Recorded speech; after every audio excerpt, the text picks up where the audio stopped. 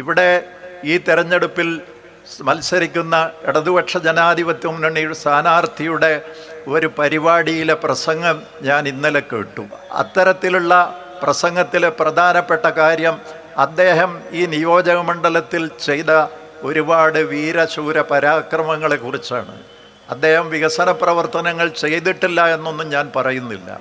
ഒരു പഞ്ചായത്ത് മെമ്പർക്ക് പോലും അവരുടെ ഫണ്ട് ഉപയോഗിച്ച് വികസന പ്രവർത്തനങ്ങൾ ചെയ്യാൻ കഴിയും. പക്ഷേ പട്ടാമ്പിയിൽ അദ്ദേഹം നടത്തിയ വികസന പ്രവർത്തനങ്ങളെ സംബന്ധിച്ച് സത്യസന്ധമായ വിവരണം അദ്ദേഹം നടത്തുന്നതിൽ തെറ്റില്ല. അദ്ദേഹം തെരഞ്ഞെടുപ്പിൽ ജയിച്ചത് മുസ്ലിം സമുദായത്തിലെ ഒരു സൂഫിയുടെ മകനാണ് എന്ന് പറഞ്ഞ് പ്രചാരം നടത്തിക്കൊണ്ടാണ്. മഹാനായ മാനു മുസ്ലിയാർ ഏതെങ്കിലും സമയത്ത് കളവ് പറഞ്ഞതായി ഞാൻ കേട്ടിട്ടില്ല. പക്ഷേ അദ്ദേഹത്തിൻ്റെ മകനാണ് എന്നുള്ളത് കൊണ്ട് മാത്രം എന്നെ തോൽപ്പിച്ച് ഇവിടെ നിന്ന് ജനപ്രതിനിധിയായി മത്സരിച്ച് ജയിച്ച മുഹമ്മദ് മുഹസിൻ ഇത്രമാത്രം നട്ടാൽ വിളക്കാത്ത കരിന്നുണ പറഞ്ഞുകൊണ്ട് വോട്ട് പിടിക്കുന്നതിൻ്റെ ഔചിത്യം എത്രയാണ് എന്നാലോചിച്ചിട്ടും എനിക്ക് മനസ്സിലായിട്ടില്ല. മഹാനായ മാനു മുസ്ലിയാർക്ക് ഇന്ന് ജീവനോടെ പട്ടാമ്പിയിൽ പ്രത്യക്ഷപ്പെടാൻ സാധിക്കുകയാണെങ്കിൽ അദ്ദേഹം തന്നെ തൻ്റെ മകന് അതിനുള്ള ശിക്ഷ നൽകും എന്ന് ഞാൻ ഉറച്ചു വിശ്വസിക്കുന്നു. ഇവിടെ നടത്തിയ വികസന പ്രവർത്തനങ്ങളെ സംബന്ധിച്ചുള്ള ഒരു പരസ്യമായ സംവാദത്തിന് ഇവിടുത്തെ MLA ഞാൻ വെല്ലുവിളിക്കുകയാണ്. അത് അവരുടെ പാർട്ടിയുടെ നിഷ്പക്ഷമതികളായ മധ്യവർത്തികളെ സാക്ഷി നിർത്തിക്കൊണ്ട് ഞാനതിന് തയ്യാറാണ്. ഇവിടെ ഏത് MLA മത്സരിച്ചാലും ഏത് ജനപ്രതിനിധി മത്സരിച്ചാലും വീണ്ടും തെരഞ്ഞെടുപ്പിന് പ്രത്യക്ഷപ്പെടുമ്പോൾ നടത്തിയ കാര്യങ്ങളെക്കുറിച്ച് പ്രതിപാദിക്കുന്നതിൽ തെറ്റൊന്നുമില്ല. അതിന് സത്യത്തോട് പ്രതിബദ്ധത പുലർത്തുന്ന പരാമർശങ്ങളായിരിക്കണം. അദ്ദേഹം ഇവിടെ പട്ടാമ്പി കോളേജിലെ സയൻസ് ബ്ലോക്ക് അദ്ദേഹം കൊണ്ടുവന്നതാണെന്ന് പറഞ്ഞു. ഞാനിവിടെ കൂടിയിരിക്കുന്ന ജനങ്ങളോട് പറയുന്നു, പട്ടാമ്പി സംസ്കൃത കോളേജിൻ്റെ 100ാം വാർഷികത്തോടനുബന്ധിച്ച് നമ്മുടെ പ്രിയങ്കരനായ മുഖ്യമന്ത്രി ഉമ്മൻചാണ്ടി വന്നു. ആ വേദിയിൽ വെച്ച് അധ്യക്ഷ പ്രസംഗം നടത്തുന്ന ഞാൻ പറഞ്ഞു, സർ, ഞാൻ പട്ടാമ്പി കോളേജിലെ പൂർവ്വ വിദ്യാർത്ഥിയാണ്. പട്ടാമ്പി കോളേജിലെ സയൻസ് ബ്ലോക്കിന് കൊല്ലങ്ങളായി മുറവിളി കൂട്ടുന്നു. അതുകൊണ്ട് അങ്ങ് ഞങ്ങൾക്ക് 100ാം വാർഷികത്തിൻ്റെ ഉപഹാരമായി ആ സയൻസ് ബ്ലോക്ക് ഈ വേദിയിൽ വെച്ച് പ്രഖ്യാപിക്കണമെന്ന്. പ്രിയങ്കരനായ ഉമ്മൻചാണ്ടി ആ വേദിയിൽ വെച്ച് CP മുഹമ്മദ് പറഞ്ഞ ആ സയൻസ് ബ്ലോക്കിന് ആവശ്യമായ തുക ഞാൻ പാസ്സാക്കും എന്ന് പറഞ്ഞ് വാക്ക് തന്നു. ഉമ്മൻചാണ്ടി ഒരു വാക്ക് പറഞ്ഞാൽ അതൊരിക്കലും അദ്ദേഹം വിസ്മരിക്കാറില്ല. അദ്ദേഹം തിരുവനന്തപുരത്ത് ചെന്ന് എന്നെ വിളിച്ചിട്ട് അദ്ദേഹം ഞാനത് ബന്ധപ്പെട്ട ഉദ്യോഗസ്ഥന്മാരുമായി സംസാരിക്കാൻ പോവുകയാണ് എന്ന് പറഞ്ഞു. എന്നെ അത്ഭുതപ്പെടുത്തിക്കൊണ്ട് ഞാനൊരു 4-5 കോടിയുടെ ഒരു ബ്ലോക്കാണ് എൻ്റെ മനസ്സിൽ ഉദ്ദേശിച്ചത്. പക്ഷേ ഉമ്മൻചാണ്ടി തയ്യാറാക്കിച്ച എസ്റ്റിമേറ്റ് 32 കോടി രൂപയുടേതായിരുന്നു.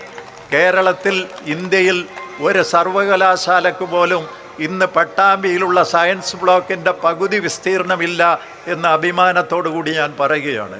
ആ സയൻസ് ബ്ലോക്ക് ഉദ്ഘാടനം ചെയ്യപ്പെട്ടു. അത് കഴിഞ്ഞ് ഈ ഗവൺമെൻറ് അധികാരത്തിൽ വന്നതിന് ശേഷം എന്തോ അഡീഷണൽ പ്രവൃത്തിക്ക് വേണ്ടി ഒരു 3 കോടി രൂപ കൂടി അനുവദിച്ചു. 32 കോടി അനുവദിച്ച ഉമ്മൻചാണ്ടിയും ഞാനുമല്ല അതിൻ്റെ നേട്ടം ഉള്ളവർ.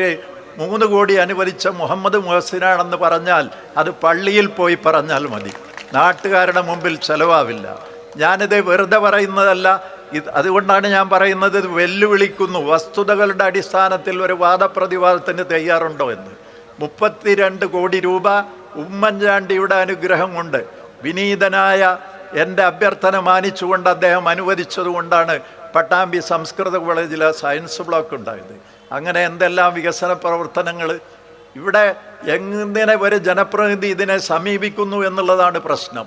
പട്ടാമ്പിയിൽ വളരെ കുറഞ്ഞ സ്ഥലങ്ങളിൽ കട്ട പാകിയിട്ടുണ്ട്. ഞാൻ MLA ആവുമ്പോൾ കട്ട പാകിയത് എവിടെയാണ്? പട്ടാമ്പി ടൗണിൽ, കമാനത്തിൻ്റെ ചുവട്ടിൽ, പള്ളിയുടെ മുമ്പിൽ, അതുപോലെ കരുണാപ്രസ് ഇപ്പോൾ നടത്തുന്നതിൻ്റെ മുമ്പിൽ, പോലീസ് സ്റ്റേഷൻ്റെ മുമ്പിൽ. ആ കട്ട പാകുമ്പോൾ ഒരു മിനിറ്റ് പോലും ഗതാഗത തടസ്സമില്ലാതിരിക്കാൻ അത് രാത്രിയെ പാകാൻ പാടുള്ളൂ എന്ന് ഞാൻ എഞ്ചിനീയർമാരോട് പറഞ്ഞു. രാത്രി ആ വർക്ക് ചെയ്യുമ്പോൾ നട്ടപ്പാതിരാക്ക് ഞാൻ അവിടെ വന്ന് കാവൽ നിൽക്കുകയായിരുന്നു. അങ്ങനെ ഓരോ കട്ടയും എടുത്തു വെക്കുന്നത് ഞാൻ സാക്ഷിയായി അത് പ്രവർത്തിപ്പിച്ച് ഒരു ദിവസം ഒരു മിനിറ്റ് പോലും ട്രാഫിക് ബ്ലോക്ക് ഇല്ലാതെയാണ് ആ 5-6 സ്ഥലത്ത് കട്ട പാകിയത്.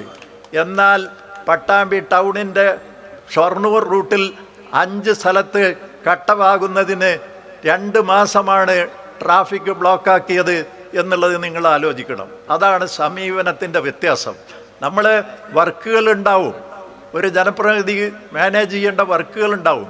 പക്ഷെ ആ വർക്കുകൾ സമയബന്ധിതമായി പൂർത്തിയാക്കണമെങ്കിൽ ജനങ്ങളോട് പ്രതിബദ്ധതയുള്ള ജനപ്രതിനിധികൾ 24 മണിക്കൂറും അതിനെ സംബന്ധിച്ച് ജാഗരൂകരായി നോക്കി നിൽക്കണം. ഇവിടെ അതുണ്ടാവുന്നില്ല.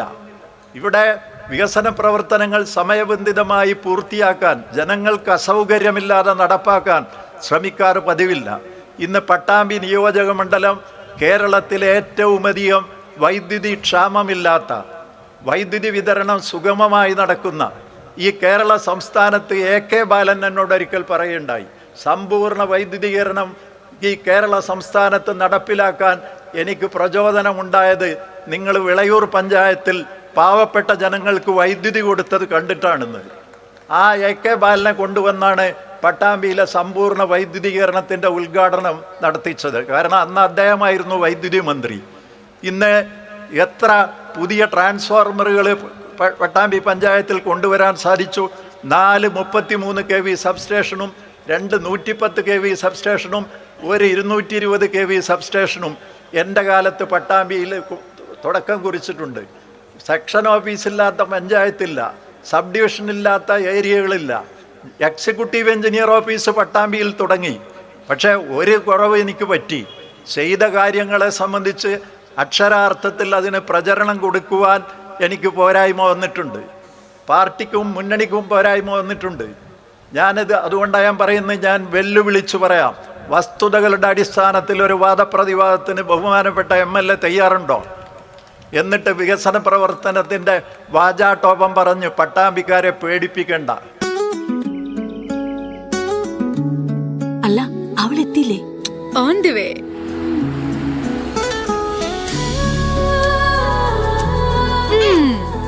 എന്താണ് ബ്രൈഡ്, ഇനി എപ്പോ റെഡി ആവാനാ?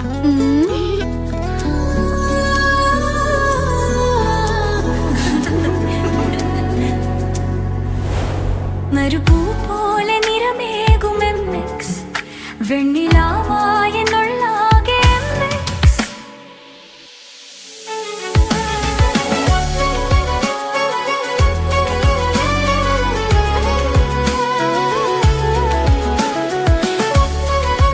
മനസ്സിലുണ്ടോ? MX-ലുണ്ട്. MX വെഡിംഗ് സെന്റർ ഇനി വളാഞ്ചേരിയിലും. MX wedding centre Valanchery, Pattambi, Koottanad, Koppam, Kecheri.